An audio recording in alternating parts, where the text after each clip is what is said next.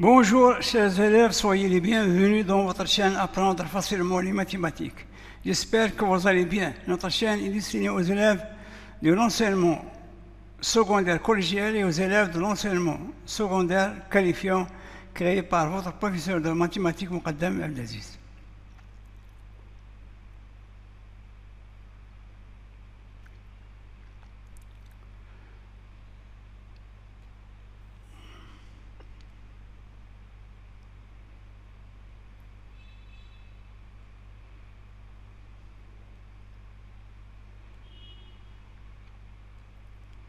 Dans notre vidéo d'aujourd'hui, nous allons essayer de traiter la deuxième partie du chapitre logique qui est destiné aux élèves de la première année bac sciences expérimentales et sciences maths.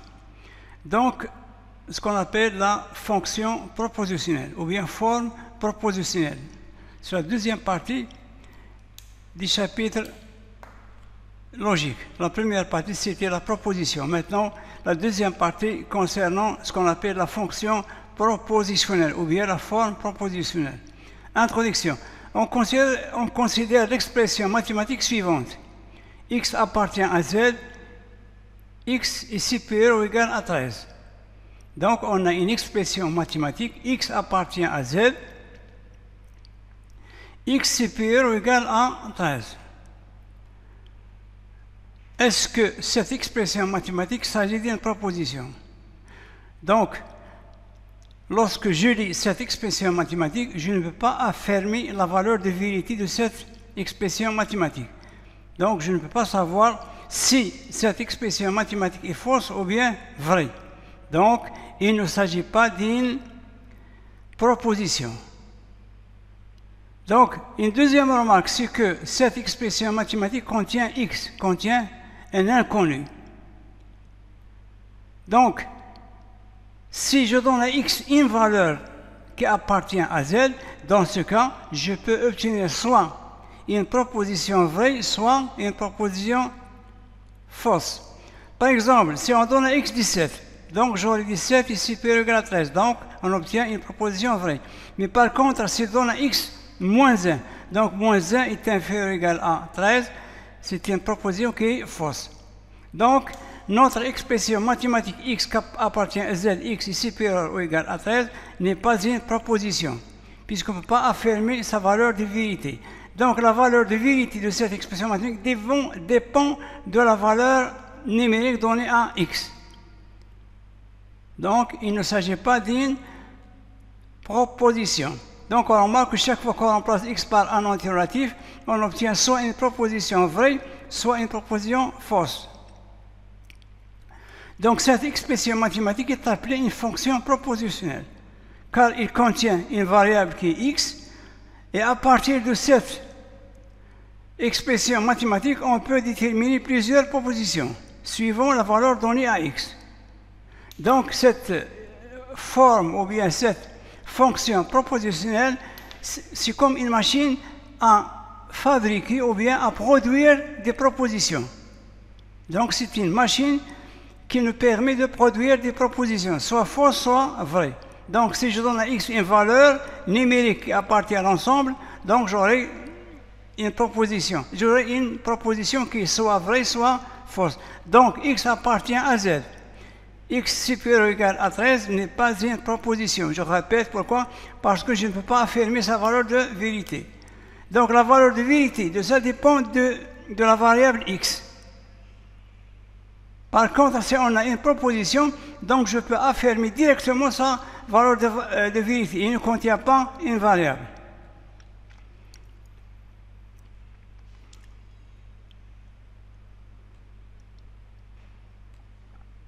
Passons maintenant à la définition. On appelle forme propositionnelle ou bien fonction propositionnelle toute expression mathématique contenant une variable définie dans un ensemble. Donc, il contient une variable et définie dans un ensemble, à partir duquel on peut déterminer plusieurs propositions.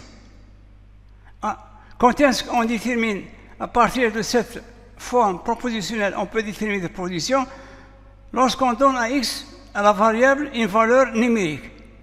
à toute valeur donnée à la variable. Donc c'est une machine à fabriquer ou bien à produire des propositions. Donc ici, je note qu'il y a une différence entre une proposition et une fonction propositionnelle. Donc proposition, c'est clair. Donc si c'est une phrase mathématique qui est formellement correcte et qui a un sens soit vrai, soit faux, et non pas les deux en même temps. Par contre, la forme propositionnelle ou bien la fonction propositionnelle, c'est une expression mathématique qui contient une variable. Et lorsqu'on donne une valeur numérique à cette variable, on obtient des propositions. Il se peut qu'elles soient vraies ou bien fausses. Donc, la forme ou bien la fonction propositionnelle, c'est comme une machine à produire des propositions. Notation. Donc, une fonction propositionnelle est à variable x, son note p de x, parce qu'il contient une variable. Exercice d'application. Soit la fonction propositionnelle p de x telle que p de x de point x appartient à R de x au carré plus 5x moins 3 est égal à 0. Donc, il paraît qu'il s'agit d'une fonction propositionnelle. Pourquoi? Parce qu'il contient une variable qui est x. Donc, il ne s'agit pas d'une proposition. Donc, je ne peux pas savoir la valeur de vérité de 2x au carré plus 5x moins 3 est égal à 0 que lorsque je donne à x une valeur donnée. La question, donner une valeur de x pour laquelle on obtient une proposition vraie. Donc, parmi les nombres réels, il y a des réels qui nous donnent des propositions vraies, il y a d'autres réels qui nous donnent des propositions qui sont fausses. Donc, la question, donner une valeur de x pour laquelle on obtient une proposition vraie. Donc, ça revient à résoudre l'équation 2x au carré plus 5x moins 3 est égal à 0. Donc, les valeurs qui donnent une proposition vraie, ce sont les solutions de l'équation x au carré plus 5x moins 3 est égal à 0. Les valeurs qui nous donnent des propositions fausses, ce sont les nombres qui rendent 2x au carré plus 5x moins 3 différents de 0. On remarque que delta c'est quoi? C'est b au carré, c'est 25, moins 4 fois 2 fois 3. Donc, on remarque que delta est positif. Delta est positif. Donc, cette équation admet deux solutions.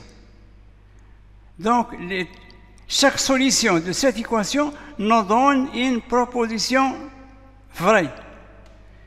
Les autres réels qui sont différents des deux solutions, ça nous donne toujours une proposition qui est fausse. C'est clair. C'est ainsi qu'on fait une autre vidéo à la prochaine vidéo. Donc, je vous remercie de m'avoir suivi. Chers élèves, n'hésitez pas de vous abonner à votre chaîne, apprendre facilement les mathématiques. أعزائي التلاميذ السلام عليكم ورحمة الله وبركاته. أرحب بكم في هذا اللقاء المتجدد وأتمنى أن تكونوا في كامل الصحة وتمام العافية. أصدقائي وأحبائي التلاميذ، لا تنسوا دعمكم لهذه القناة المتواضعة بالمشاركة المستمرة.